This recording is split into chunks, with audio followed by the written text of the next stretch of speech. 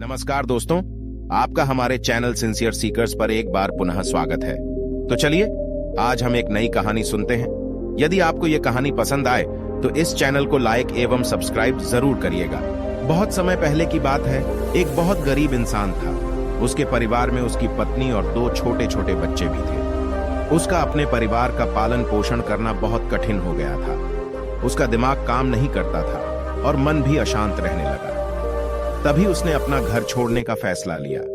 एक रात जब उसकी पत्नी और दोनों बच्चे सो रहे थे तो वो चुपचाप घर से चला गया। रात में बिना किसी मंजिल के वो आदमी चलता रहा। तभी अचानक उसने देखा कि एक नदी किनारे भगवान बुद्ध अपने शिष्यों के साथ बैठे हैं। उसी वक्त उसने निर्णय लिया कि वह अब सन्यासी हो जाएगा और भगवान बुद्ध का शिष्य बनकर यहीं रहेगा। उसके बाद वह भगवान बुद्ध के चरणों में जाकर गिर गया और उनसे विनती करने लगा कि वो उसे अपना शिष्य बनाकर अपने साथ ही रख लें। भगवान बुद्ध ने उस गरीब इंसान की बात सुनकर उसे अपना शिष्य बनाकर अपने साथ रख लिया। भगवान बुद्ध अपने शिष्यों के साथ आगे बढ़ते हैं। रास्ते में चलते चलते थक गए थे। सब रुककर एक पेड़ के नीचे विश्राम करने लगते हैं। तभी भगवान बुद्ध को गर्मी के मारे बहुत तेज प्यास लगने लगी। उन्होंने अपने नए शिष्य से कहा, यहाँ पास में ही एक सरोवर है, तुम जाकर वहां से पानी ले आओ। भगवान बुद्ध का आदेश मानकर वह सरोवर से पानी लेने चला गया। जब वह सरोवर के पास पहुंचा तो उसने देखा कि कुछ जंगली जानवर सरोवर में ऊधम मचा रहे हैं। जैसे ही वह सरोवर के ओर पास गया, सारे जानवर वहां से भाग जाते हैं, लेकिन सरोवर में कीचड़, सड़े गले पत्ते ऊपर तैर रहे थे, जिसके कारण उसका मन नहीं मान रहा था। उसने सोचा, इतना गंदा पानी भगवान बुद्ध पिएंगे कैसे? फिर वह बिना पानी लिए वापस लौट जाता है और आकर बुद्ध से बोलता है, भगवान उस सरोवर में तो बहुत ज्यादा गंदा पानी है, वो पीने लायक नहीं है। अपने शिष्य की बात सुनकर भगवान बुद्ध थोड़ी देर चुप होकर बोले, जाओ उसी सरोवर से जाकर पानी लेकर आओ।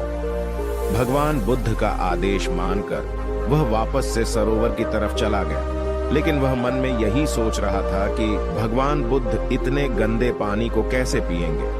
जैसे ही वह सरोवर के पास गया, वह ये देखकर चौंक गया कि सरोवर का पानी एकदम निर्मल और स्वच्छ हो गया है और अपने स्वभाव में बह रहा है।